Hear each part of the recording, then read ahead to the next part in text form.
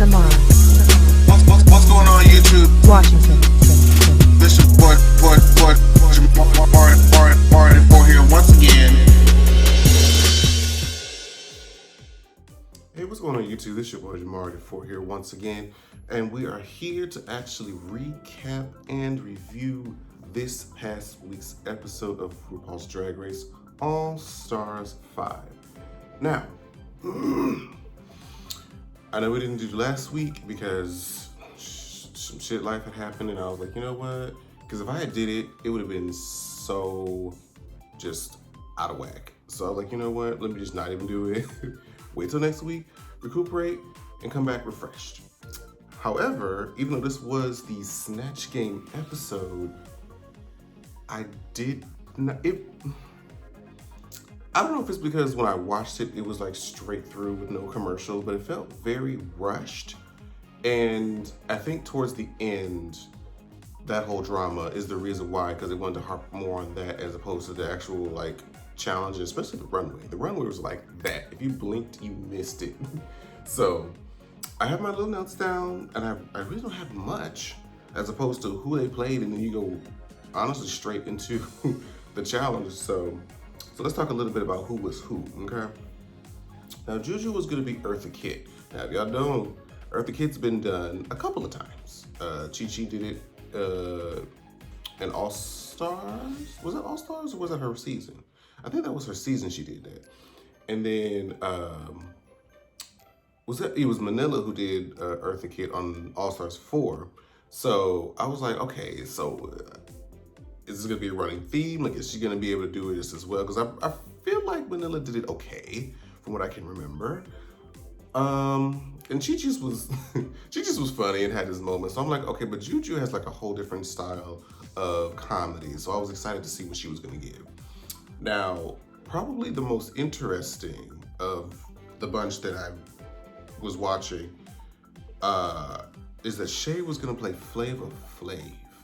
Now, this could really backfire or be incredible. And I'm loving how they're starting to expand, and a lot of the queens are doing, you know, different kinds of men, especially hetero cis men. So it kind of challenges them to really like put forth their acting chops to see like, can they play a straight male without being like cringy, or at least just being funny and entertaining. Because honestly, I think people try to take Snatch Game a little bit too seriously. Like, they're trying to be so on point with their character that they forget that this has to be entertaining at the same time. So I was very excited to see, like, okay, so let me see where Shay's gonna go with this. Because like when she did like her little stunt in the before the challenge, I'm like, okay, this could work. I was excited to see where it was gonna go. I was like, this could work. So, oh, not my computer, child. So Alexis was doing Walter Mercado. Now, I'm not familiar with who Walter Mercado was, but what I will say is that in this challenge, when I saw her, if I didn't know that she was doing Walter Mercado and I was watching it on mute, I would have thought she was Donald Trump, just because of the wig and the makeup style shade thing going on. But apparently I probably am familiar with him, but just didn't know his name, because when she was issuing out the quotes, I was like, those all sound like things that I've heard before. So, but be that as it may, India Fair wants to do Jeffree Star. Watching this, I'm like, this can't go well in any,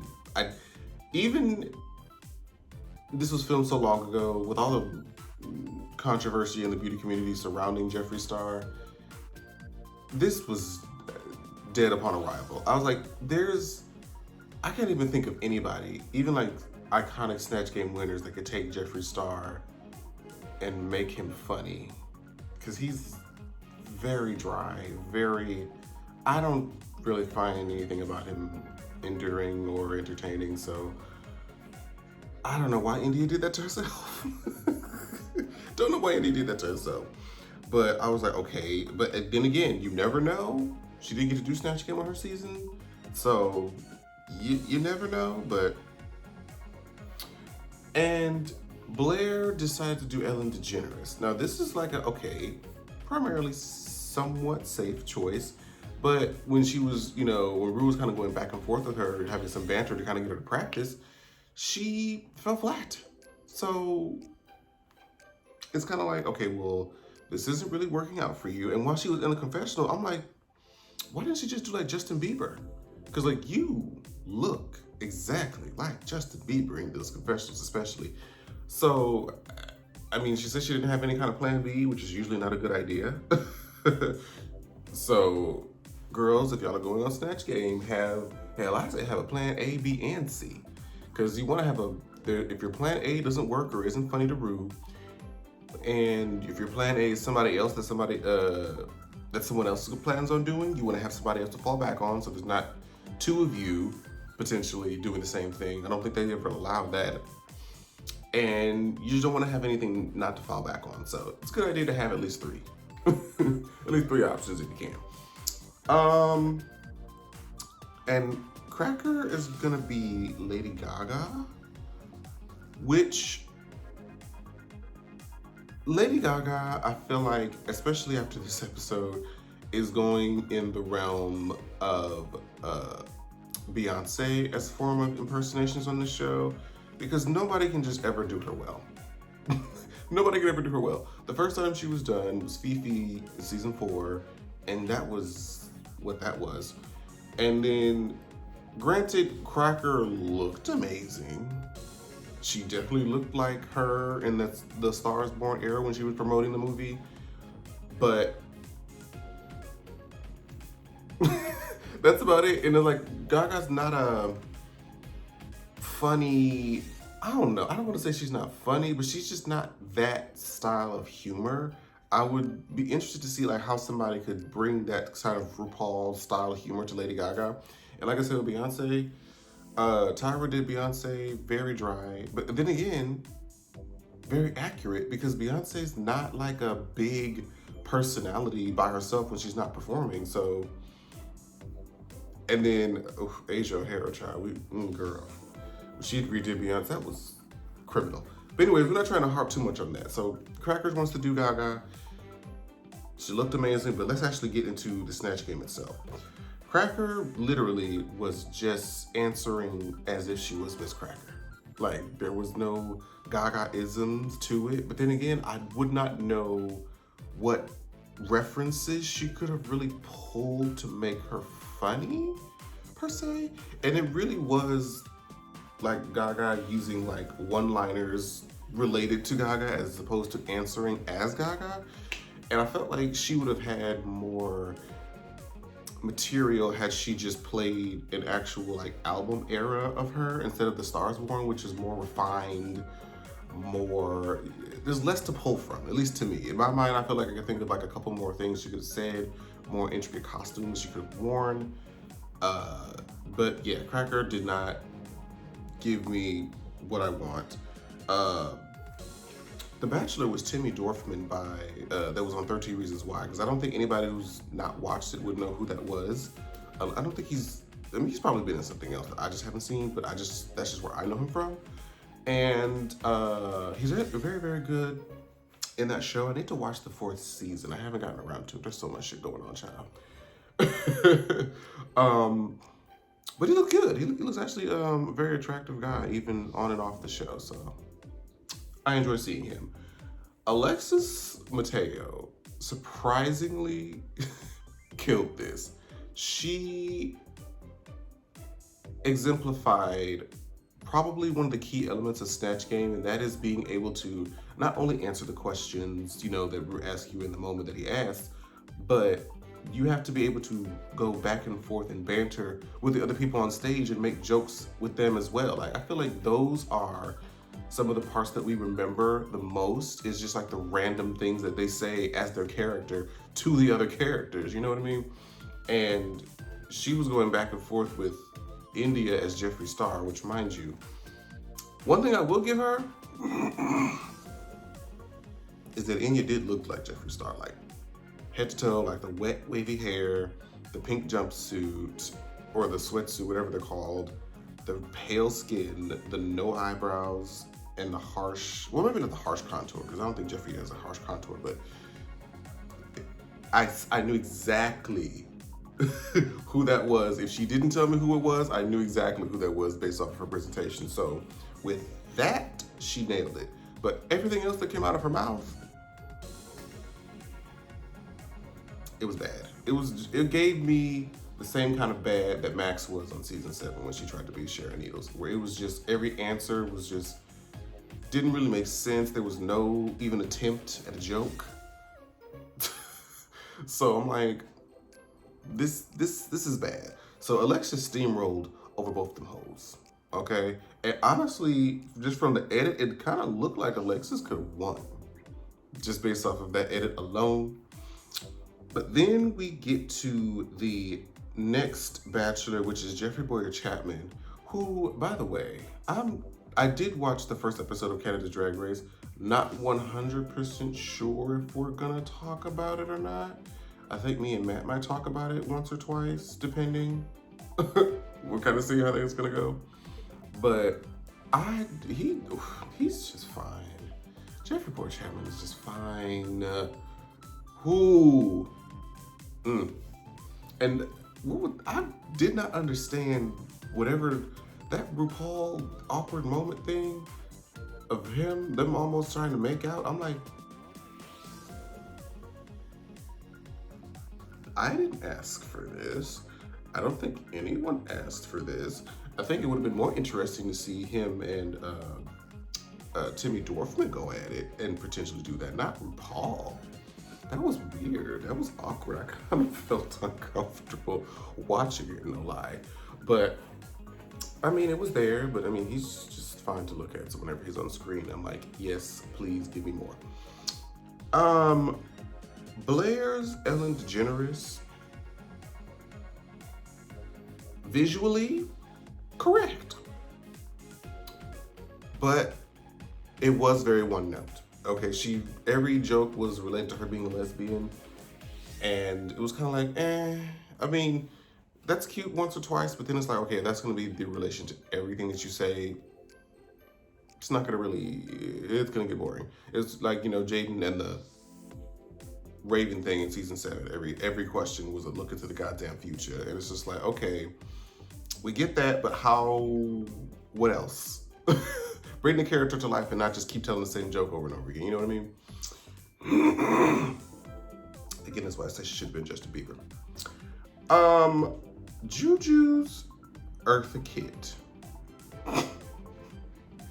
is definitely the best rendition of Eartha Kitt done on this show. And I feel like it's probably going to be the best rendition that's going to happen on this show, period, should anyone else decide to try to do her in the future.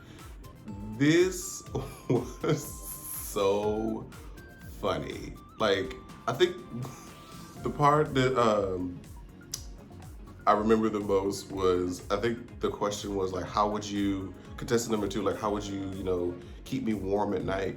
She said I would, I forget what the word she used to describe the walk. I would sexily walk towards the thermostat and turn the thermostat up to a nice 74 degrees. I loved, I can't do the voice obviously because my voice is so fucking deep, but it was great. I thoroughly enjoyed it. Like, I would honestly watch Juju's section of Snatch Game again, to be completely honest, just to watch her just nail this. And if she didn't nail it, then Shay definitely nailed it and knocked it out the motherfucking park, because I didn't even watch a lot of Flavor of Love when it was on air, but from what I did know, I was like, this is it. This is it. He has the clock, he has the grill, he has the horrible colored suit, the obnoxious hetero masculine isms and sayings and the over dramatics of it all. Like, when they kind of said it, like, Flavor Flav was like that era's version of like hyper male drag. Like, it was over the top. It was very over the top. So at the same time, it really did fit, and we didn't know that it fit. We didn't know that we needed this. But it was so great. I loved everything that Shay was doing. I guess that would have been hard. I don't know why I would have felt like, wouldn't it have been so funny had they had Naomi on set and had her play New York. I mean, I know it was bad. I know she got put in the bottom for it, but it would have just been interesting if somebody could have came and like played off as New York while she was being Flav. Missed opportunity, but you know what it is. What it is. Shay killed it, and I'm like, okay, so really, Shay, Alexis, or Juju could do this, because granted, Cracker wasn't horrible, but she was boring. India was horrible. India was horrible. And I think Blair was okay. Like, Blair and Cracker were just okay, not really going anywhere with their character. But India was just horrible. But everybody else was great. Was this Snatch Game better than last one? You know, yes. Yes, it was. Just because, I mean, granted, Naomi as Wendy was great. Of course, Trinity and Manila were great. But I don't know, just Snay. Who was Snay? Shay going out of the box to play Flav, and Juju just killing her, the kid. And even Alexis, even though I'm not familiar with the character, that's how you know you were successful at Snatch Game. Even if I'm not familiar with who you are, you're still able to be entertaining, that's the ticket. That is the golden ticket. So all of them did very, very well. Now, I want to talk about the runway, because for the past 4 episodes, the first 4 episodes of the season, when Rupaul would walk out on that stage, he would look a hot mess. And we're going to talk about it. I know me and Maddie mentioned it a couple of times when we did these past reviews, but she was been looking a hot mess. And was really nervous. I'm like, are we going to go 5 episodes straight and her looking horrible? The streak was broken tonight because the bitch looked amazing. I have never seen Rupaul have that much, like, volume to a dress. She's never been like that type of dress girl. Those are one of my favorite types of dress, just because they look aesthetically pleasing to my eye. But if it wasn't just the make of the gown, it was the color scheme, like a scattered or splattered paint. Like, I loved everything about this. To be honest, I was watching the dress so much that I don't even know what wig she had on.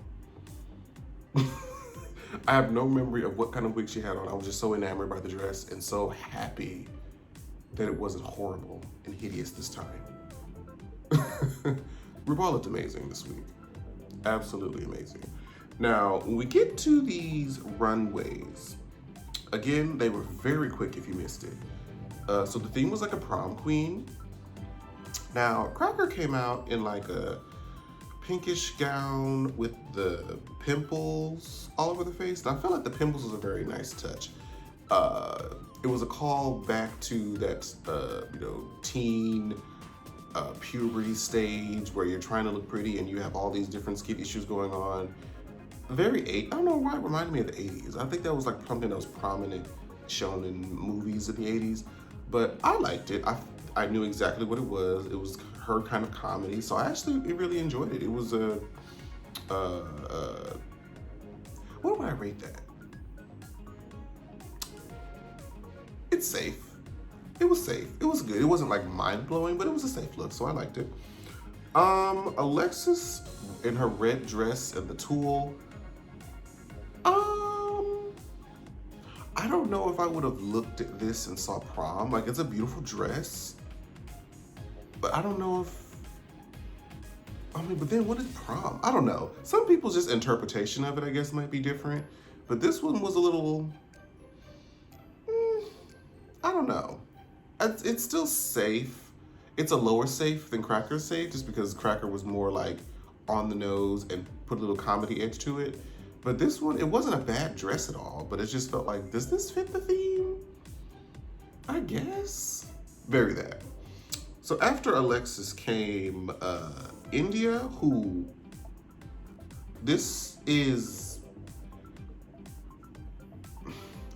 India's makeup looks incredible. The eyes, the dripping, the black, the red, like the whole neck up storyline is great. But the below, with just the corset and the this looks more like a vampire gothy girl trying to go to the prom, if anything else.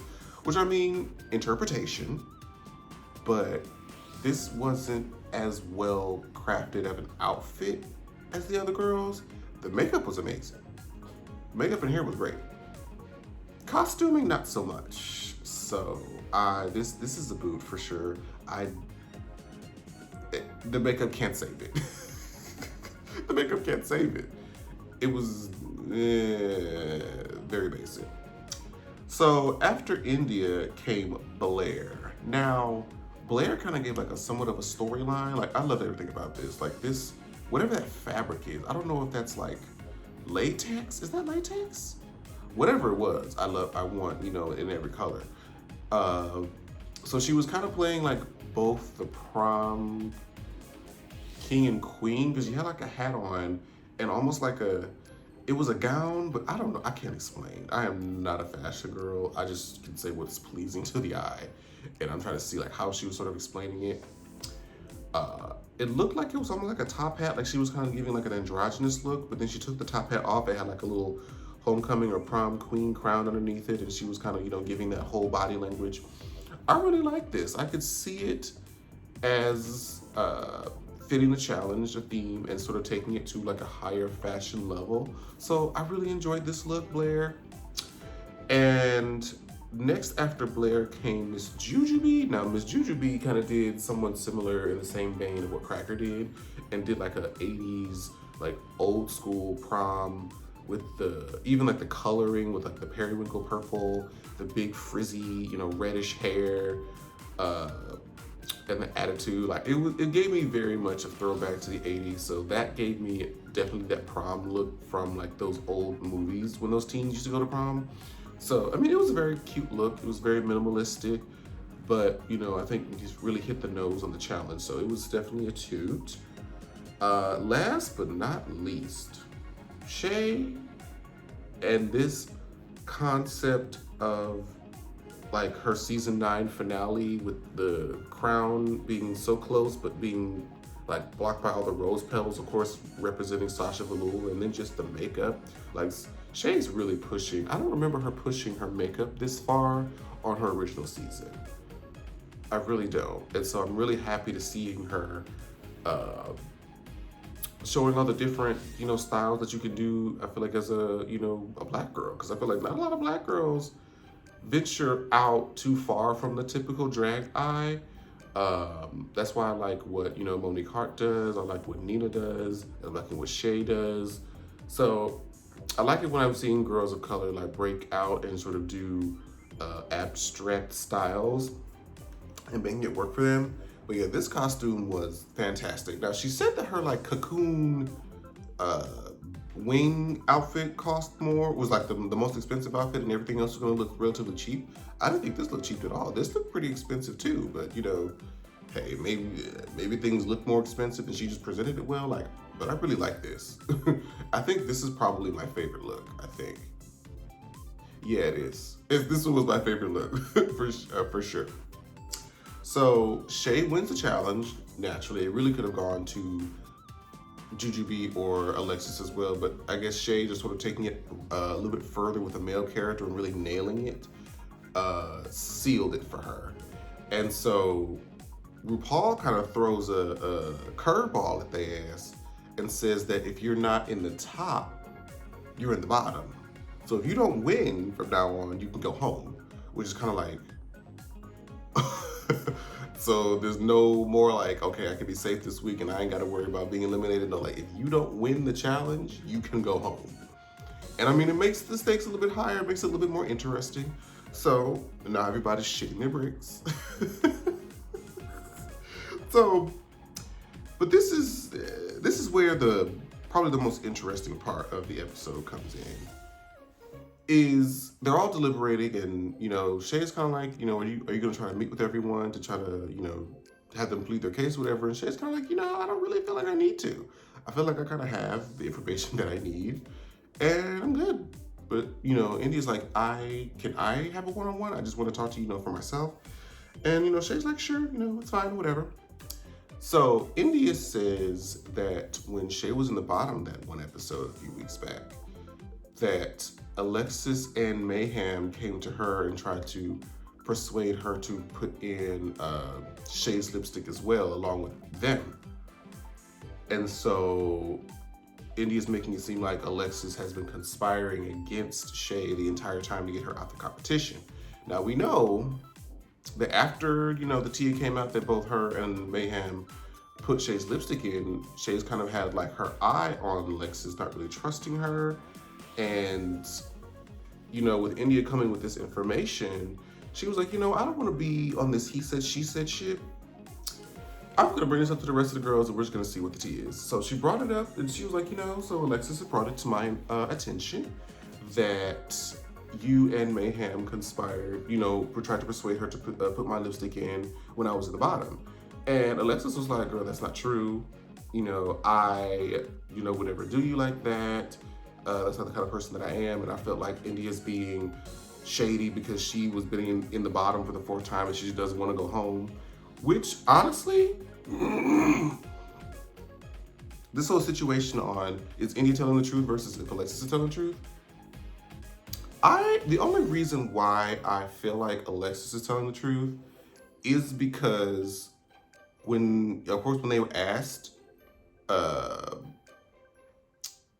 what lipsticks was put in the box for Shay, she's like, I did it. It was me. She didn't try to hide it. She didn't try to like post the blame on, whatever. She was like, I just didn't want to send Mariah home.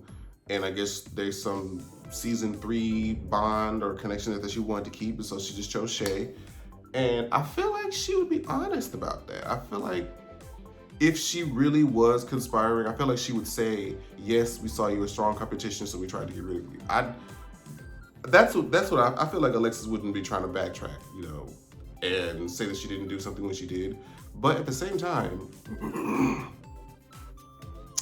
India was convincing because she was kind of like, I don't really got no reason to lie. I just feel like I want you to know so that you're not like caught off guard later. So, I mean, there was this whole drama and everybody else, had their own opinion.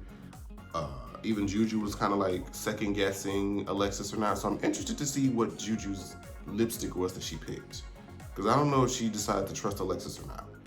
But when we get to the lip sync, the assassin is Vanjie. And I had to think like, I know season 11 is a blur. But I don't remember Vanjie lip syncing outside of the one she lost to Brooklyn. Or am I forgetting one? I feel like I'm probably forgetting one. I'm like, is Vanjie an assassin?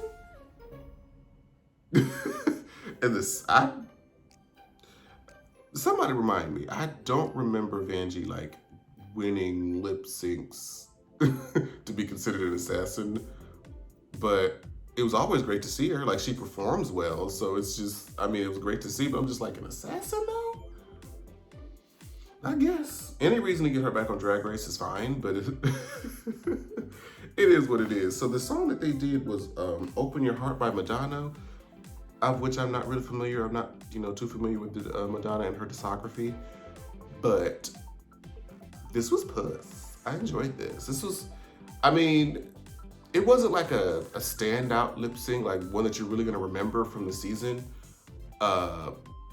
But it was very enjoyable, to say the least. I feel like the song was kind of like low energy a little bit. I feel like both Shay and Vanjie were trying to hype it up with their performance, but the song was still just kind of like a little meh.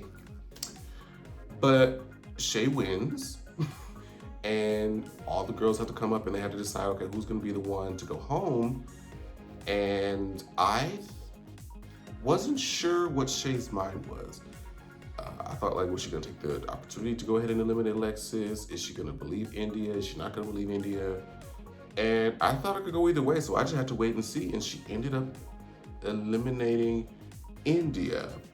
And I'm wondering, because I don't think they put it in the next episode preview, I'm wondering if she either didn't believe India or just felt like because she was in the bottom for what, the 4th or 5th time, that it was just time for her to go. And does she believe that Alexis would not conspire against her in that way because she was so honest and forthright about saying, yes, I was the one that put your lipstick up. So I'm interested to see what that's gonna be next week. But thank you guys so much again for watching and being patient with me.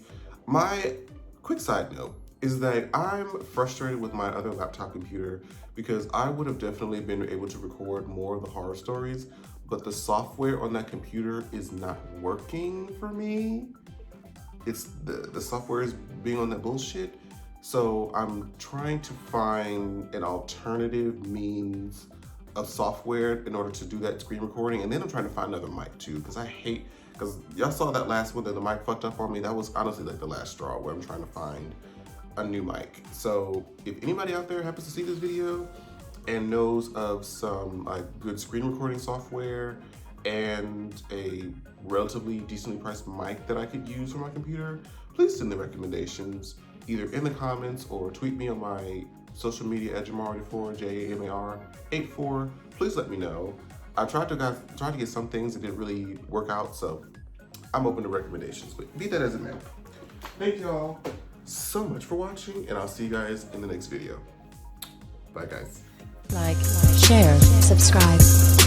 Jamar, Washington, Washington, Washington.